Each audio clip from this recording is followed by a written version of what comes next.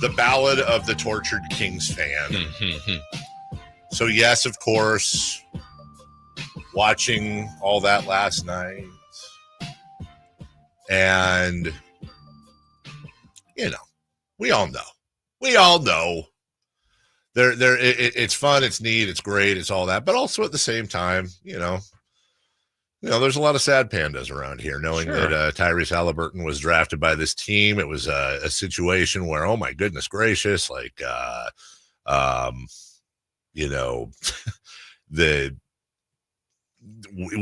had instead of passing on players that went on to do amazing, he fell to us at number 12. We got the steal of the draft, and then he wanted to be here. And we traded him, and now he's doing what he's doing and all that stuff. So I put out a poll yesterday. It was right after the game. Mm-hmm. Just curious to get a flash poll on Kings fans. Very sensitive right after the game. Very. Which hurts more, Kings fans? Passing on Luka Doncic or trading Tyrese Haliburton? Okay. With 1,979 votes. And still 12 hours to go, by the way. Jason, you have a guess? My instincts say it should be passing on Luka, but it was after the game, so I'm going to say that Tyrese is the leader in the poll, probably 55 to 45. 55 to 45. Oh, how silly you are, Jason. 54.6 to 45.4. Tyrese Haliburton's leading. Oh, he pretty much nailed it. Now, I do that. Sometimes people get mad. Well, okay, we get it. You beat a dead horse. What I want to do that because I'm going to bring that poll back at some point next season when. I don't know. Luka has a quadruple double. Yeah, something like that. And by the way, the Pacers might lose to the Thunder. And they are still, by the way, heavily favored to lose in this series. So it would be interesting to, if Indiana does lose this series, do that poll again. And then at some point next year, like you said, after all that, people have cooled down, whatever. And it's more, I'm just very interested. We're a fan is short for fanatic and all that. But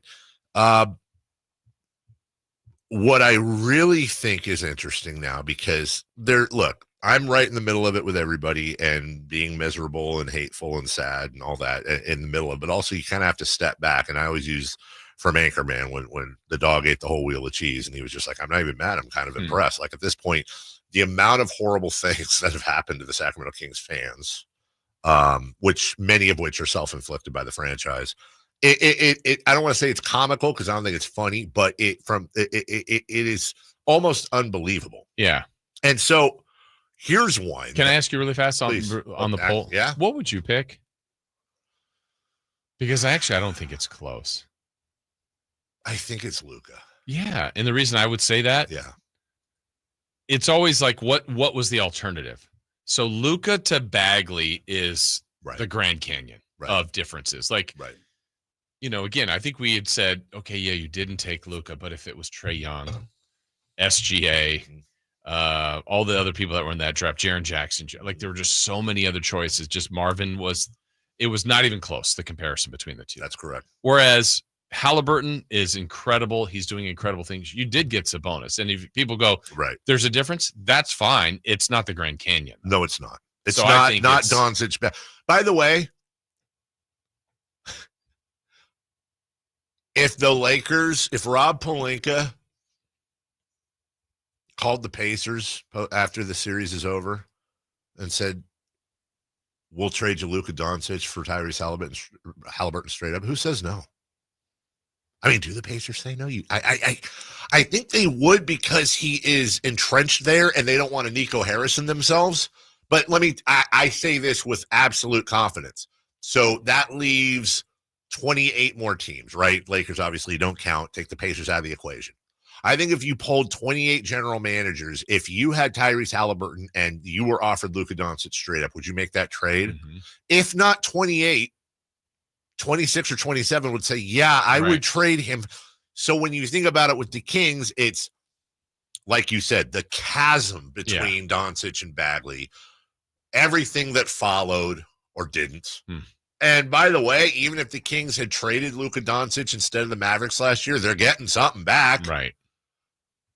I saw a writer talk about how the rumor is that the Kings' big three, none of them are untouchable this offseason: Sabonis, LaVine, and DeRozan. And I don't know why it triggered me, but I was like, they're big three. We turned Fox and Haliburton into a very good player in Sabonis, DeMar DeRozan and Zach LaVine in a movable contract. DeRozan, a guy that's probably going to get flipped this summer for some picks and a young play, nothing crazy. But what do you think? How do you think it would turn out, Jason, if I said which hurts more? I'll give you 4 choices. Okay.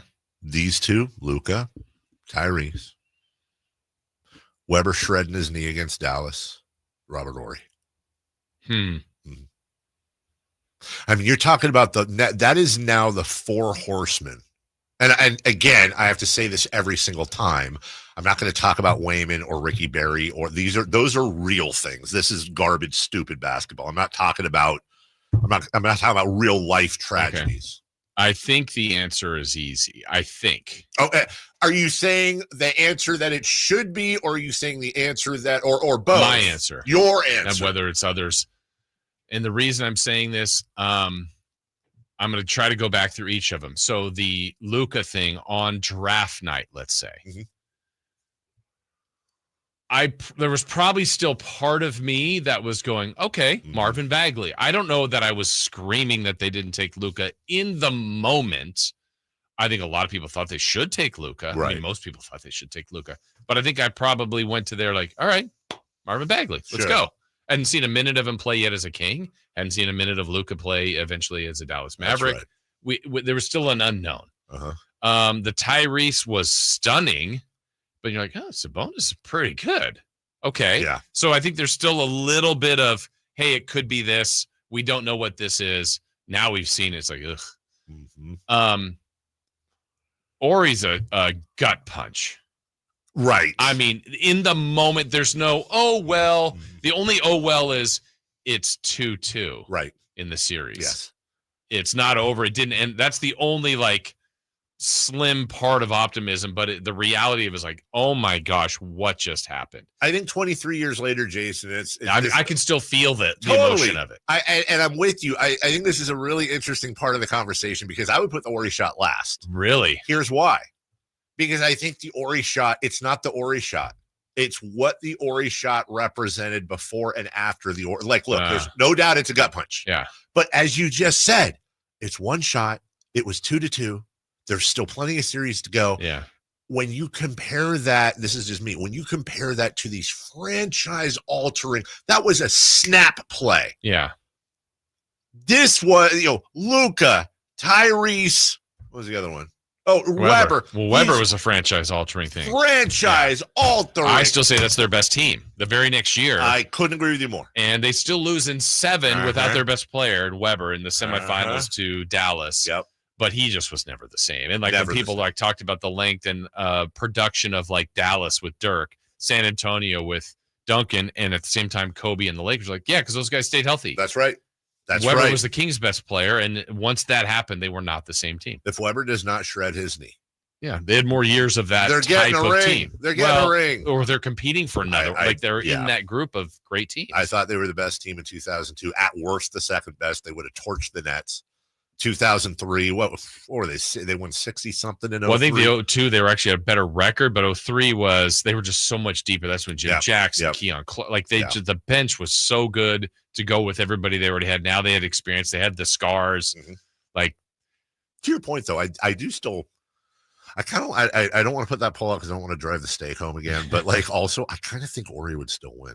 I think so. Yeah. Well, but then we're now also to some people that are 25 and going it's true. I don't know. I heard about the shot, but I didn't live it. Yeah, like the Robert Horry shot now to an entire generation of people is like it's like the World War I or something. Yeah. Like you read about it in history books and you know it was terrible. It was almost the 1900s. Right, but you don't experience it. Like the Robert Horry shot is so funny. The Robert Horry shot now is the equivalent of something happening in what night? Hold on a second. In 2002, 23 years ago. So would have been what? 78? 79. 79. Mm-hmm. Okay, yeah. Hold on. Right. That's weird. People weren't even here. People today thinking about the Ary shot would be the equivalent of thinking about something that happened in 1979 when the Ary shot like happened. Bird Magic in college. Yeah. We're all, oh my God, we're so old, Jason. I was 1, by the way. Just to let you guys know. I was 1. Was that Howard or Anthony?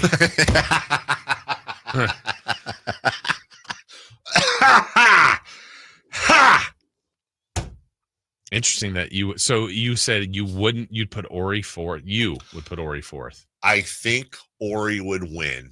You're right, but and I think Horry, all of the others are like process things that took a while to develop and only grew and hurt as they went along. Like those, the Luka thing, the Tyrese thing, and the Weber thing, even though you knew the Weber thing, those were all, I would say this, those were all kicks to the junk that eventually spread over your. This was a bat. The Horry shot was a bat to the head. Yeah. But again, it was one shot. Yeah. Luka was pretty quick to develop. Yes. And honestly, if we revisit, like there was a time the very first year, or not the first year, but the first full season of Sabonis, that's the 3 seed. That's the Beam team. Pacers aren't in the playoffs. I mean, we're saying the Kings won the trade. You know, there were times where you're like, look, all NBA, Kings did well here. And then, now as time goes on, Pacers have thrived. Haliburton's been amazing. And last night did it again. Well, as we've seen before, I mean, the real easy way to know that who won the trade is such a surface argument is keep Sabonis on the Pacers, put Haliburton here, and do all the other moves the Pacers did, and do none of the moves the Kings didn't do. I don't think it's as simple as if Haliburton stayed here, the Kings would be in the finals right now. I don't think so. I don't think so at all. That being said, we'll take a break. When we come back, long segment for you. We're going to talk about the future of Jake LaRavia here, since we want to intersperse some interesting Kings news. He spoke. He had some good quotes. But before that, former Mayor Darryl Steinberg. There's a big vote on Tuesday. The stadium at the rail yards is coming. And he was a huge part of the deal. It's very important to me to speak about this over the next 3 days because we are very much obsessed with the growth of Sacramento and having more things to do. This is a big deal. I want to talk about how good this deal is and how much I like this deal for the city of Sacramento, and get somebody who helped write the deal together on here as well to help educate us. We'll do that next. Visit SactownSports.com and join the